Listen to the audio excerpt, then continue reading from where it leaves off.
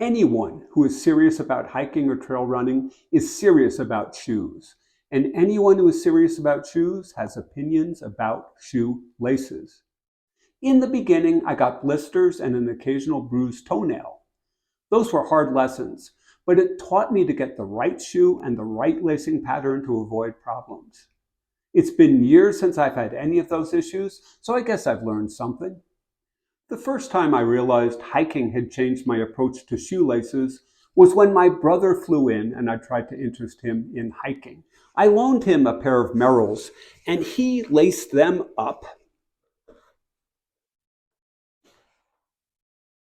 as if his feet were trying to escape. He tightened the laces like a tourniquet. Needless to say, he complained about the shoes all day, and when I tried to give him those shoes, he declined. But due to our similarities, I likely had tied my laces the same way until I started hiking. I now know that varying the tension on the laces can help you to adapt to changing conditions, and that a little slack in the laces is not always a bad thing. Up until the time I hiked, the only thought I ever gave to lacing was the knot. But then when I started hiking, I found out that I'd been tying the wrong knot all of my life until my late 50s. Hiking brought me to this realization. Just as I had complained that my shoes were shrinking when in fact my feet were expanding, I thought the cheap synthetic shoelaces kept loosening. But in fact, it was my knot. Now, you may already tie a perfect knot, and the following information may not seem to apply to you. But I would ask you to watch it so that you can use this information to help your family, friends, and fellow hikers. I tied my knots wrong for 50 some odd years before I found out the correct way to do it, and I wish somebody had been educated about this and told me so I could have corrected that knot decades before. I tied an unbalanced granny knot for my whole life. A granny knot is where the starting knot and the finishing bow are unbalanced. In fact, I have a video about knots. If your laces frequently loosen and if your bow falls to the vertical instead of the horizontal, you are tying a granny knot. Here's an example of a granny knot, straight up and down, parallel to the shoe. Here's an example of a properly tied reef knot, which is horizontal, goes with the horizon.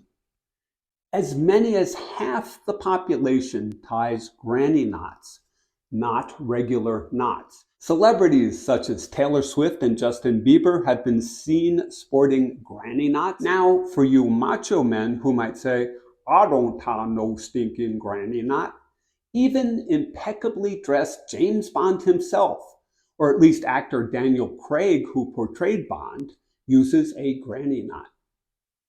I do some research for these videos, and I was amused that REI in their shoelace video uses the improper granny knot instead of the more secure reef knot. Finish tying your boots like normal, so your boots shouldn't loosen up as you hike.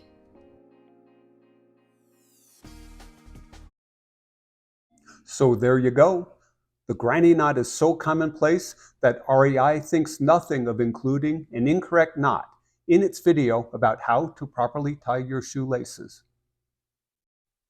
The solution to the granny knot is simple. You just reverse the lace order on the starting knot, right over left instead of left over right. And I even made up a little saying, left over right means your knot won't stay tight. Here's an example.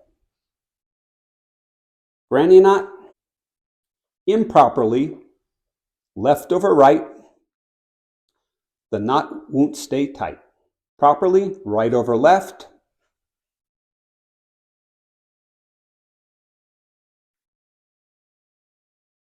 and you have an appropriate horizontal knot, which is much more secure.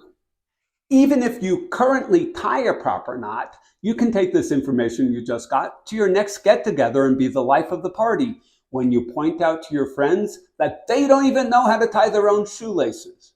Or, on second thought, maybe not. Now, moving into differential lacing techniques, Topo shoes have this clever little lace lock that allows you to have differential tension on the lower and the upper. But you don't need to buy Topo shoes to accomplish this. For example, in these Solomons, these are Ultra 3s, one of my favorite shoes for winter hiking. You can create the same kind of differential in the lacing tension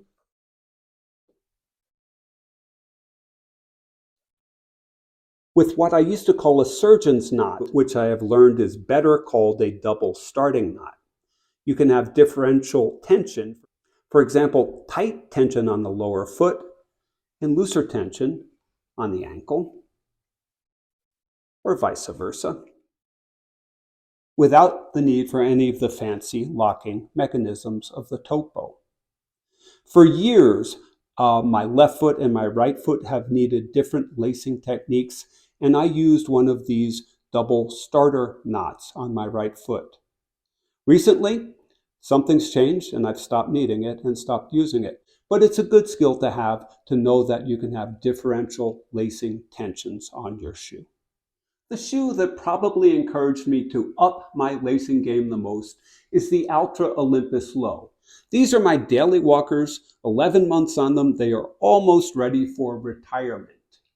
This shoe is the first shoe I've needed a heel lock, and it really taught me to kick in when I put my shoe on. That is, when you put it in, I do a kick back into the heel to be sure that I'm lacing up right. I often use differential tension. It has a very thin tongue that ends early, so I pull the tongue up. I will sometimes have to lace and relace before my walk. But the reward of these shoes has been so great. The fit is wonderful, and the extra time I spend lacing is worth it to me. These are my replacement daily walkers, once again a pair of Ultra Olympus 4s. And you may have noticed most trail runners and low shoes have a double set of eyelets. This is to allow a heel lock that allows you to lace through to put extra tension on the heel. You accomplish this by lacing through the first eyelet and leaving a loop. You do it on both sides. Then when you lace up, you can pull through that loop and create tension, pulling the heel close and tight, especially useful on steep declines. Personally, I don't need a very strong heel lock, so I do what I call the lazy man's heel lock, which is just running through the extra set of eyelets and lacing up normally. This does two things for me.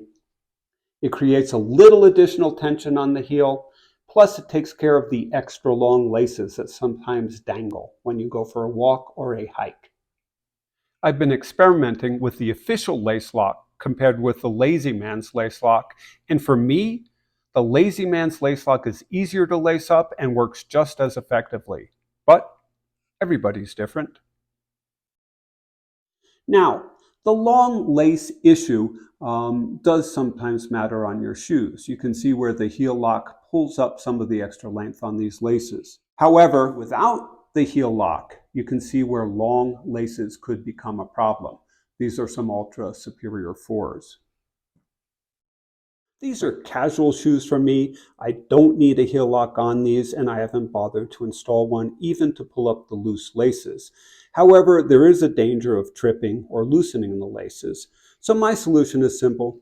I just tuck them back through the other lace and have them neat and out of the way and not a tripping hazard. A problem with some shoes is the knot coming over the tongue and hitting your ankle. It is not a problem with these Merrells, but I'm going to use them to give an example of some ways to deal with that problem. The first one is something I call knot down. That is, instead of coming through the bottom of the eyelet, you just go through the top of the eyelet and tie a normal knot that is lower on the tongue, therefore protecting your ankle. This problem is particularly bad for me in Hokas, the Hoka Kaha. It's a $240 shoe, but nonetheless the laces come over the tongue and touch my ankle.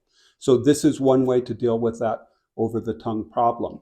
A second one, and this is the reason why I'm doing this after we talked about the lace lock, is to do a lace lock. That is, you pull through the loops you've created and then tie a normal knot, which goes considerably down the tongue.